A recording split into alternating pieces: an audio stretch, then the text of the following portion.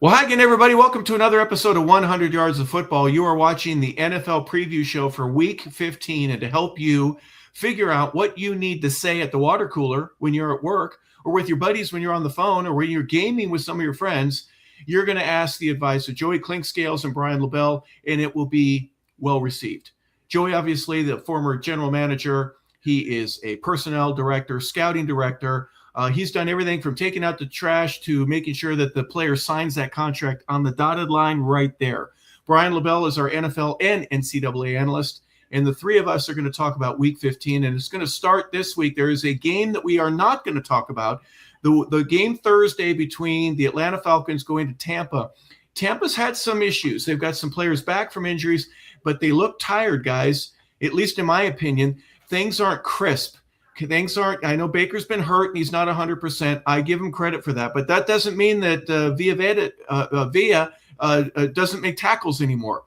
They really need this win because Carolina, of course, they're right on their heels. They're toe-to-toe. Joey, first and foremost, the Thursday game, what significance does that have for you?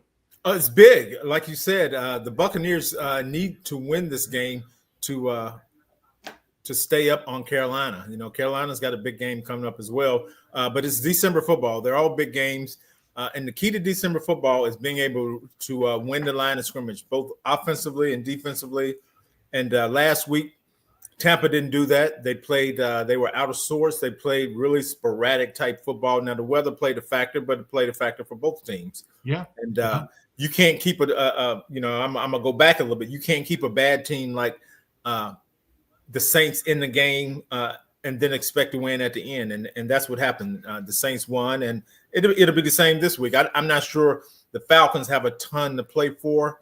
I think a lot of people are on the hot seat down there. They've had a lot of injuries. The quarterback is out. I don't know if their receiver will be back yet. So, they'll come in undermanned as well. But Tampa needs to find a way to win this game at home. Yeah. And Brian, I didn't hear him say it, but I'm thinking you can't keep a good team down if they're a good team. Joey said that. And if you're a bad team and they want to lift you up, that's their fault, right? I don't want anybody to do that. But talk a little bit about the race between Carolina and Tampa. And here we are with 4 weeks left, and it's toe-to-toe with the two of those. It's just Carolina's kind of hit their stride at the right time. They're kind of figuring it out offensively. Teteroa McMillan is kind of doing what Emeka Egbuka was for the Bucs at the beginning of the season. He's providing a spark, not a ton of volume, but the way their offense runs, they're gonna run the ball very heavily, control the line of scrimmage, and they're gonna take their shots when they need to. And the last month, it's been working pretty well for them. But interestingly enough, both of these teams have struggled with the New Orleans Saints. Both these teams have losses to the Saints in the last 3 weeks, which is kind of funny to say, but it's divisional football. They know you're not looking ahead, obviously, for Tampa or Carolina. Carolina coming off their bye this week, so it helps them a little bit more. But they got 2 games against each other the final 3 weeks of the season. They're probably going to decide it. Yeah. And it's one of those things where if you're Tampa, try to get as healthy as possible. I think Mike Evans has a chance to play this week. I'm not sure if he will. I don't know how effective he'll be, having not played in 2 months, whatever it's been. I don't know when he got hurt in Detroit. It was a Monday night game, but if Tampa's going to win the division again, which they're defending their title, 4 or 5 years in a row, they're going to have to figure it out very, very quickly because they're coming off a short week. It's a good get-right game against the Falcons team that looks lost. They look like they've kind of given up, like Joey said, not a lot to play for. But it's a divisional game. It's prime time, and you never know what's going to happen. And they need to look at the Saints tape and kind of take it as a warning and say, hey, we need to avoid doing that and having a repeat of the same thing, within 5 days. Well, let's look at the tape of the games we do want to feature. There's 3 of those, and the first one begins in Foxborough. We're going to look at Buffalo right now. 9-4 going up against an 11-2 team. On paper, this is a 2.5 point favorite for 1.5 for Buffalo, Joey. It kind of surprises me. I'm not a betting guy. I don't put any money down. I was observant of that locker room where it says you are not allowed to do stuff like that, and I still don't, but I understand the number. And is there something in that says we know Buffalo well enough over their past to be able to put them as a favorite, even if they're in Foxborough late in December?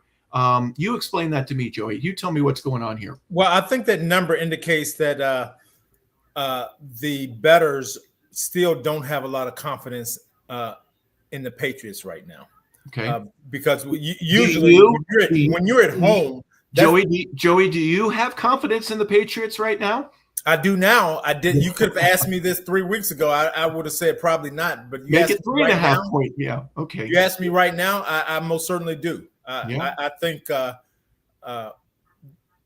going to win the AFC East. I really believe that. I like the way they are a well-rounded team, both offensively, defensively, and special teams wise. They keep making play. I believe in that head coach. And as much as I like Josh Allen and I like James Cook, the way they can run the ball, I'm not sold on the way they can pass the ball vertically down the field. I think it all depends on Josh Allen. And if you can get Josh Allen off the spot and you can rush the passer, I think the Patriots have a great chance to win this. And the fact that it's at home, it's a big game. It's a Sunday 1 o'clock game. If I'm betting, I'm taking the Patriots. So you're going against the spread and against the odds. I am. Before we go, you mentioned something about the coaching. I'm imagining that is a part of the decision. Even though people may say, I like Vrabel, we still don't know. This is probably one of those tests. If they pass this, then things will change throughout the rest of the year and obviously going into the playoffs in the Patriots' favor. We still just don't know. They've played well, but are they able to win when they have to? And I guess this is one of the first tests that they have here in the middle of December. Well, the only thing I'll say is they went into Buffalo and won. Yeah. They went into Buffalo and won early in the season. And, that was when Buffalo was ranked pretty high. They had come off a big win a week or two from Baltimore. They were riding high, and they went into Buffalo and won. So I expect the Patriots to have the confidence, knowing this team, knowing they can beat this team, knowing what it takes, because I think they actually beat Buffalo when Buffalo was a better team then than they were today, to be quite honest with you. Yeah. So it'll be interesting. Yeah, absolutely. Brian, I want your analysis, but also throw in a little bit of the intangible. Let's go, Buffalo. You're not going to hear any of that in this game. And if you do, someone's going to get punched in the mouth for saying it. You're also going to see a Patriot fan base that finally has something without Brady or Belichick to cheer for. And it's the beginning of a new generation. They're still going to wear those TB12 hats and have number 12 jerseys and Gronk shirts, all of that. But this is a different team, and they're being coached differently, and the results are the same as what we've seen in their past. But this is the first time in a while that they've been taking this seriously. Yeah, I think this is almost the polar opposite of what we saw early in the year, the game where the Patriots beat the Bills, as Joey mentioned. It was kind of a come down to earth moment for the Bills because they were riding high. I think they were 3-1 or something at the time. And it was a game we kind of just expected them to win, right? We thought Buffalo was going to win the division. They're the better team. And they had that game in the game in Atlanta, and they kind of looked beatable after that. They've rebounded, obviously, and they're playing a lot better than what they did over that 2-game stretch. But, the Patriots, I think, are a very good football team. I don't know if they have anybody that's the best at their position. Like I would say Josh Allen has the argument, he's the MVP of the league, so he's the best player at the quarterback position. I think they're very, very good across the board, but I don't think they have anybody that really scares you. As a unit, they move very, very well. Vrabel does a great job. They're very organized, so I think that's why you kind of see the betting odds and kind of the predictors as far as like the ESPN and analysts, even the ESPN predictor, I think, gives Buffalo like a 56% chance to win this football game. Okay. I think it's just based on history and based on the fact they've done it before. And this is a Patriots team with a lot of young guys and a lot of young talent that we're not sure if they're there yet. I think this is if they can win this game, I think they really put the stranglehold on the division. I don't know if they clinch, but it puts them right there with the Broncos, who they have a tough game that we're going to talk about, themselves as far as the top seed in the AFC. And again, like you said, that's something we haven't seen since the Brady era, and it's interesting, and it's. I think this is a chance for the Patriots to really kind of establish themselves as saying, "Hey, we're back, and we're a pretty stinking good football team." Joey, Brian said something that got me thinking. Way back in the day, you were probably 4. Brian wasn't even born yet, but when you heard the bump bump do do do do, when the CBS pregame show came on with Brent Musburger and Phyllis George or Jane Kennedy and Irv Cross, Jimmy the Greek was there to say, I like the special teams for the Rams. I think they're better than the Vikings right there. And they would group things. What Brian was saying just a moment ago, if you went player for player, a lot of folks would say the Buffalo guy is better. The Buffalo guy is better at quarterback. He's better at defensive end. They've got a better group of linebackers. But it doesn't matter right now. I think New England is using that for their advantage. They're playing with house money. They're much better than they should be at this point in Vrabel's history. Give me some other reasons why I would want to root for the Patriots and why they're as good as they are. Well, assuming we did that little test that you just mentioned, I would say the Patriots have the better receiver core. I would say Buffalo has the better running back and obviously the better quarterback by history, but number-wise, the Patriots have the better quarterback. Yeah. You got to really dissect those numbers to come up with a final decision. That's right.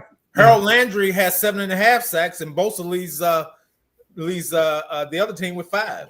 If you're asking me who has the best corner, I'm taking Buffalo's corner. I'm taking Christian Gonzalez over everybody that Buffalo has. So if we're going player for player, like in the old days and special teams wise, I would take the Patriots over the Bills. Now you still have to play the game, sure.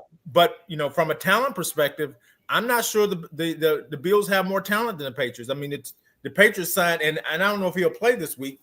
The defensive interior lineman that's been hurt, who got the most money in free agency last year, is a really good football player, and he was playing well before he got hurt. Which if you can push the pocket inside, you can get Josh Allen running sideways, side to side, then you have a chance to do some big things. So again, those are some of the reasons why I would take the Patriots straight up here. Interesting. And again, there's a 1.5 point spread, folks, and that's just where Vegas has it right now as we're filming here on Tuesday. Final thoughts on this one, Brian? Yeah, honestly, I'm not surprised that the Patriots win this football game. They're coming off a bye too, so they get extra time to prepare, which is always nice for them. Get some more rest. I don't think Will Campbell's back at any point this season. I think he's eligible to come back to the playoffs. I am interested to see how they play without kind of the anchor on their offensive line against a good team, because the Bills, like Joey said, they're not great up front, but they're not bad. Right. So it's going to be interesting to see how each team tries to kind of take away the other player. Because if you look at Drake May, he's kind of his numbers a little better than Josh Allen's. They're kind of mirroring each other. He's using his legs a little bit more. He's extending the pocket. He's doing everything that we saw Josh Allen do. So I think the game plan is going to be very similar from an offensive standpoint for both teams. They're going to say, hey, let the guy under center make plays. And then kind of the opposite on defense, where it's going to, hey, if we could slow down, their MVP caliber quarterback, we think we got a really solid chance to win. But I really think this is a chance to be the best game of the week. I think Buffalo's a little bit more desperation mode, because if they lose this game, I think the division's over with. So the Patriots have an extra game. They got an extra, some wiggle room as far as slipping up. But realistically, this is a game that is going to have huge implications for the number 2 seed in the AFC. Yeah, absolutely. And obviously, we're just looking at, the basic 2 teams, but there are a lot of intangibles that go not only into this game, but the importance and significance of how it's going to come into play for the rest of the AFC. So you will have this game, New England at Buffalo. It is a 1:00 kick. It's at Gillette Stadium in Foxborough. Next game we're going to look at is another road dog, favored right now, Green Bay. What is the spread there? 2.5 points going into Denver. Green Bay 9-3-1. Brian, we'll start with you. Denver is 11-2. I think the folks are saying Sean Payton and Bo Nix and it's been great, but you're going against one of the best defenses in the league right now. We know you've got one, but we just don't think you can hang with them right now. It's going to be a field goal, and you're going to be on the wrong end of it. Your thoughts here on Green Bay first? I think this offense is clicking at the right time too. Jordan Love is playing good football. They're running the ball well. Josh Jacobs is banged up for a couple weeks. They kind of found some pieces in their backfield, guys that could plug in. They're 2 or 3 deep at the running back position right now when they need to be. When, Jacobs needs to come off and get a breather, they feel like the offense doesn't really skip a beat. The receiving core is kind of coming together. They're finding their own. They're figuring out what they are. I know Tucker Kraft's been out for a while, and for the first month of his injury, you could see it was bad. It was pretty ugly for this offense. They couldn't move the ball through the air. They were really missing him, and they kind of had to find a new identity. And fortunately for them, Christian Watson has been very, very good. Romeo Doubs has been very, very good. But this Broncos team, we can talk about Bo Nix, and I know, the argument is made, where he is in that draft class, and he's been phenomenal for them in the offense, and they game-winning drives, and they get points when they need to, and the numbers aren't gaudy, but he's been good enough. I mean, they have 11 wins, so obviously he's doing something right. But the strength of this team is their defense. They are elite at almost every single position on the defensive side. And it's going to be kind of interesting. This is kind of a real litmus test for the Packers because I like the Bears defense. They beat them last week. They're good, but they're more opportunistic. They're going to force turnovers. This Broncos defense is going to dominate the game. They're going to try to dominate the offensive line. They're going to dominate in every facet. And, they got to go play them there. It's a tough place to go play in Denver, Colorado. So I'm interested to see how the Packers, even if they don't win the game, is it going to be a close game? Can they still produce on offense like they've done for the last couple weeks? It's a 425 kick at Empower Field there in Denver, Mile High Stadium. What surprises me most, Joey, about what Denver's been able to do is their ability to come through and win it with a late field goal or something with 2 seconds left on the clock. They've done it more than once this season. There's a momentum that you have where it's okay to be behind late in the ball game because we know we got a chance that other teams don't have. When they get behind, maybe in the third quarter, they go, we're done. We're done. We don't have the ability to do that. Is that an intangible that Denver takes into this game that they can use as momentum until it doesn't work anymore? Well, I think it's something they're confident in. I don't know if you can take it in this game and count on that happening, but I do think it's something that they're really confident in as an organization that, okay, if we're behind, we have the firepower to come back. And I'm not sure they would be able to come back up versus this defense. This is arguably the best defense they'll play all year. And numbers-wise, these teams are really similar with the exception of at quarterback. Jordan Love has played really well. But the thing that Bo Nix gives you that Jordan Love doesn't necessarily give you is the ability to make plays with his feet. Jordan Love doesn't make a ton of plays with his feet. Now, he'll scramble for a first down every now and again. But Bo Nix is very intentional about doing that, about running the ball when he needs to run the ball. So while he's had more erratic play, more turnovers than Jordan Love, he is a lot more intentional running the ball when they need to have a big play. But defensively, both of these teams are really, really good defensively. And we've talked about Denver's defense all year, how good they are, which is obviously the best part of the team.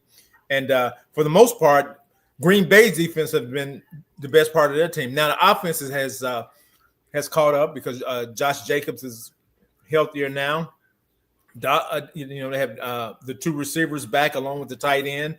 And the beauty about what Green Bay can do offensively in this game is Denver can't put their top cornerback on one guy and shut him down. So you shut down one guy, you have 3 or 4 other guys that really have the opportunity to make plays for that team. So they don't just wait on one guy to be their playmaker. They're one because they have 4 number 2s on their team. So everybody can make a play and everybody has the opportunity to play. And with the tight end back, I really think it gives the Packers a slight edge going into Denver. Well, if you look at defenses, Brian, and we'll be real quick with this. Denver is 4th in the league. They give up 18.1 per game. Green Bay is 6th at an even 19 per game. So they're so similar. And just the points obviously is the most important thing. But is it yards? Is it passing yards or rushing yards? Who's tough to run against? That obviously is a factor.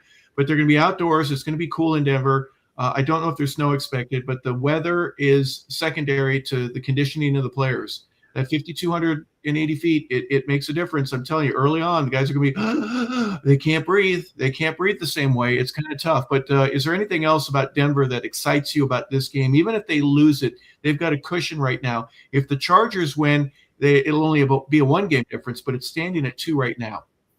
Well, I don't know if it eliminates Kansas City altogether if both them and the Chargers win, but it'll be interesting to see.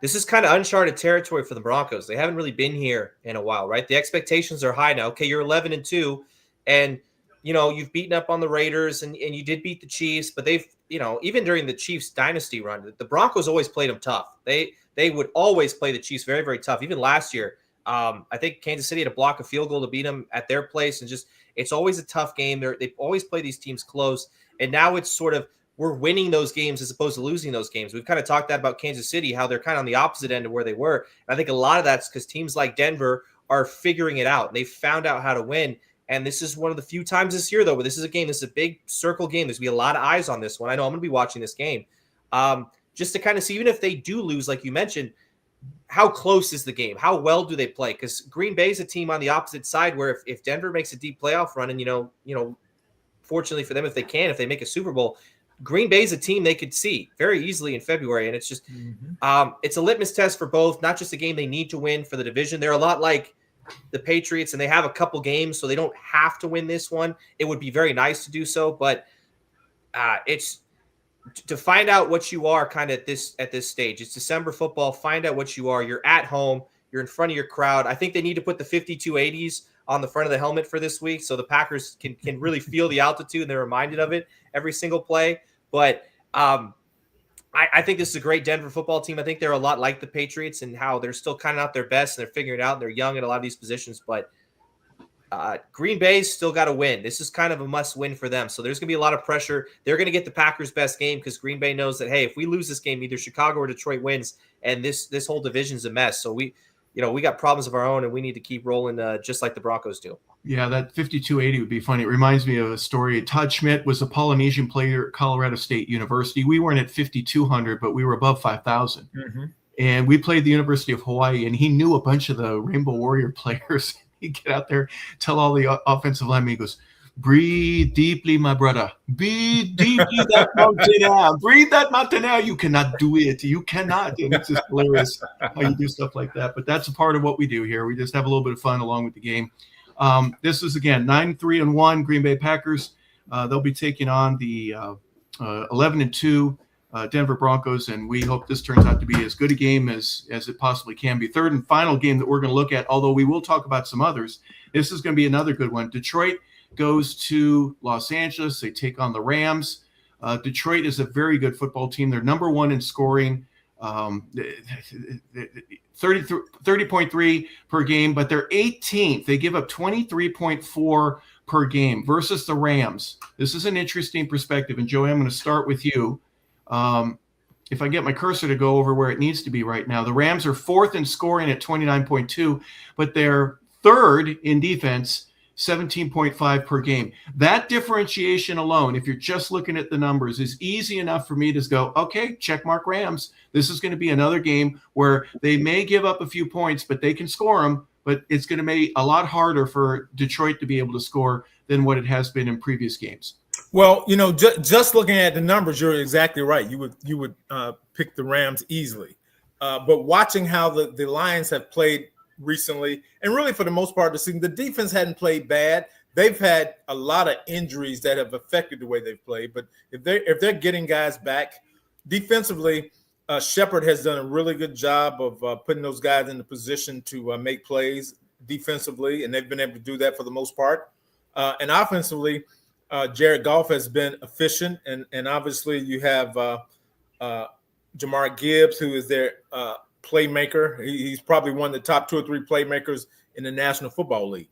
I mean, that's how well he's played this year. And Amon-Ra St. Brown, who's coming back from injury and is happy to be back on the West Coast because I think that's where he's from. Yep. So you have all these factors going in, and Goff had been with the organization before. So you have all these things, factors going in. And then, obviously, the Rams can really run the ball. They're really well-rounded as a football team. They probably have, again, the current MVP and Matthew Stafford leading into Week 15. And then they have Puka Nacua, who's outstanding.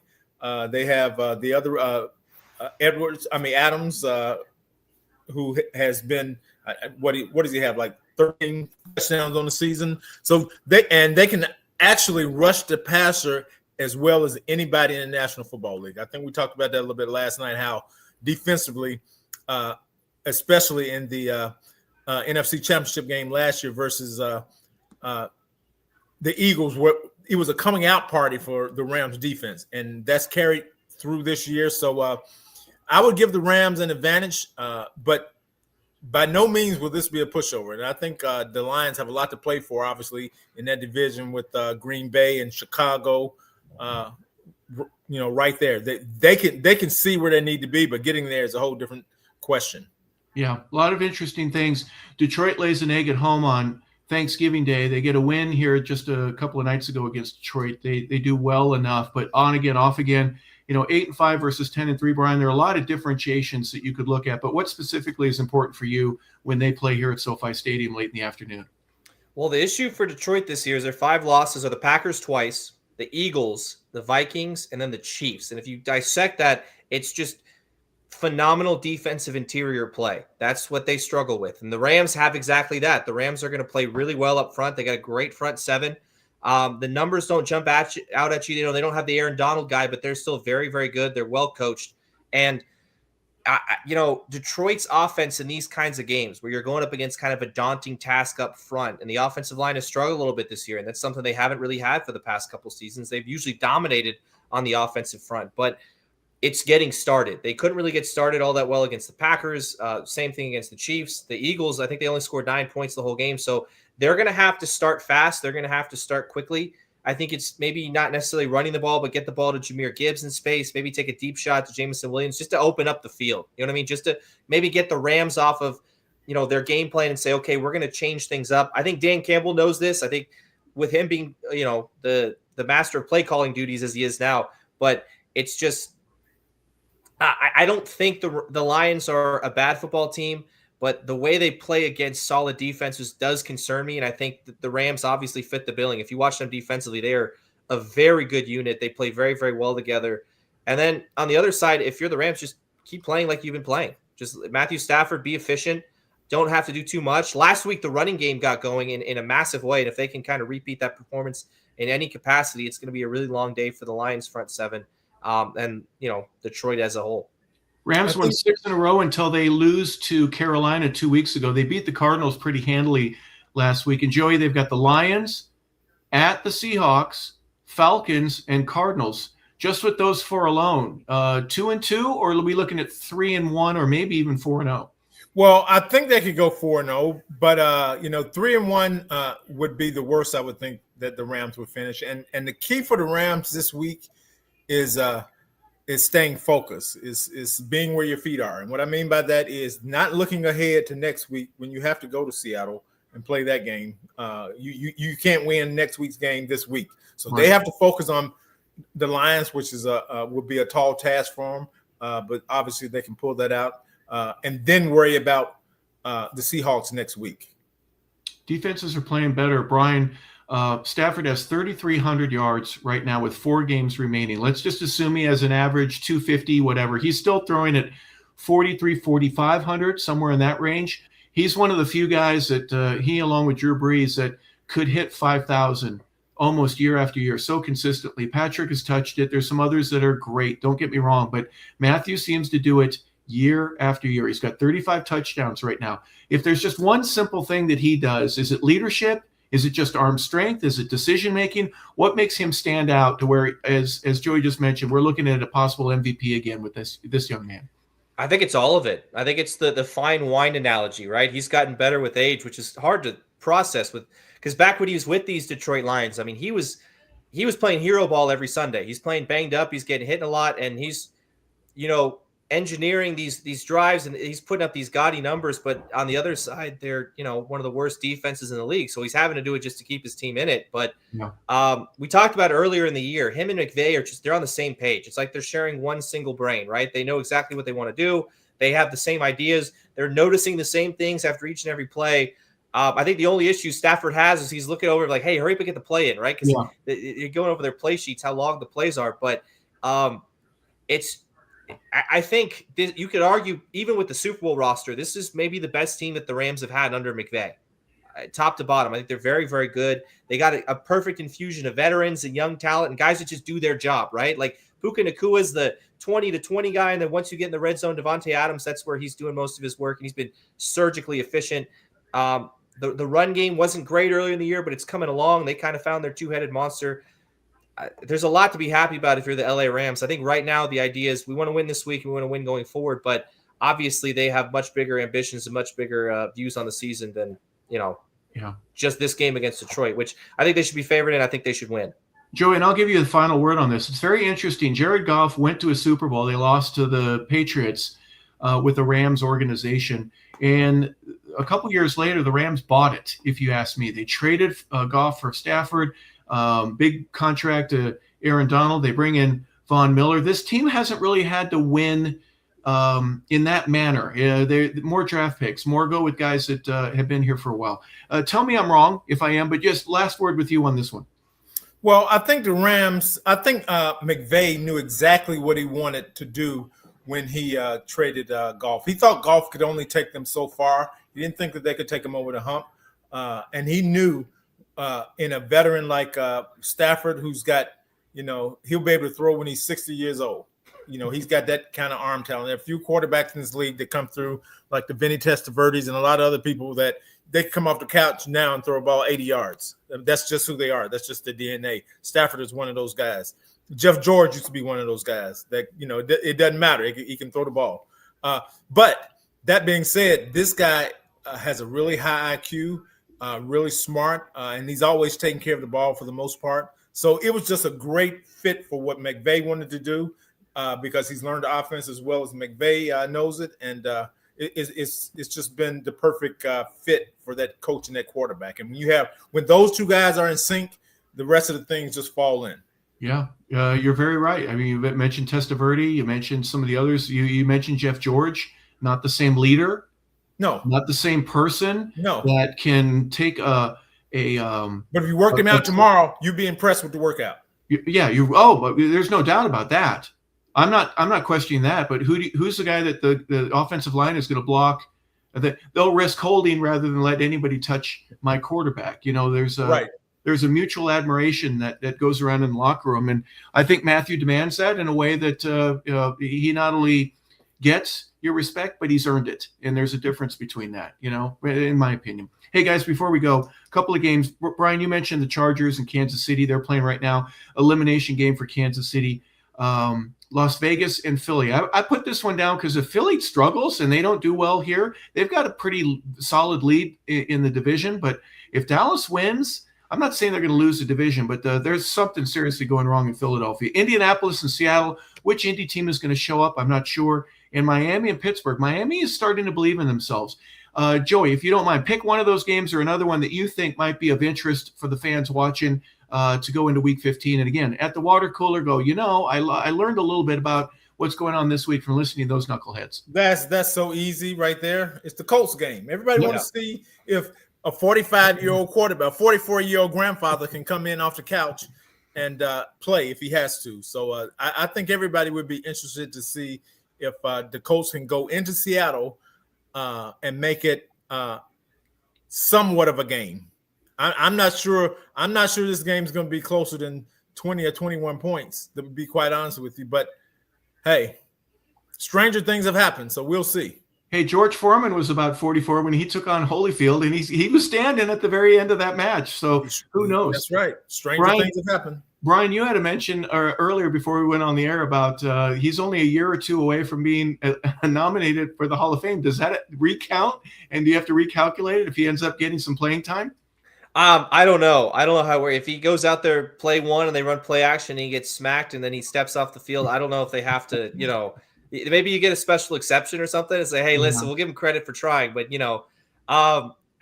the fact that because I think Phillip took his last snaps like the COVID year. So it's a long time out of the game. I mean, he's gonna have probably his first real workout tomorrow. And depending on how sore he wakes up Thursday morning, I think it's gonna be interesting to see, how all this pans out. But I don't know if they'll make a special exception.